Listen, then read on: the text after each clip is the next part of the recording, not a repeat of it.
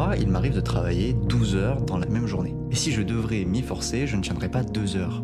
La vérité, c'est que je ne me force jamais. Pas parce que j'ai une volonté de faire, mais parce que j'ai arrêté d'en avoir besoin. Parce que ce qui t'épuise n'est pas forcément la quantité de travail, c'est la friction. Cette résistance que tu fais avant de commencer et pendant, quand tu fais un truc que tu subis. Ici, d'ailleurs, je vais pouvoir un peu caler une petite anecdote sur un de mes clients. Un ancien client à moi qui, pendant très longtemps, avait de gros problèmes au niveau du travail. C'est-à-dire que c'était quelqu'un qui était profondément discipliné. Il arrivait à accomplir pas mal de choses, mais au fond, quand il venait de travailler sur ce qu'il devait travailler, ici son projet personnel, il n'y arrivait pas. Je lui ai demandé deux choses d'abord. Est-ce qu'il aime ce projet ? Il a répondu que oui. Ensuite, je lui ai demandé qu'est-ce qu'il fait. Ici, il m'avait répondu que principalement, il faisait des tâches qu'il n'appréciait pas tant que ça. L'administratif, etc. Je lui ai demandé, mais c'est quoi toi la partie que t'aimes le plus ? Il m'a dit, moi personnellement, naturellement, c'est la création. Et je lui ai demandé c'est quand la dernière fois qu'il avait fait ça.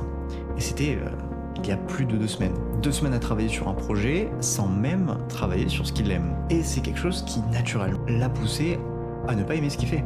C'est tout à fait naturel.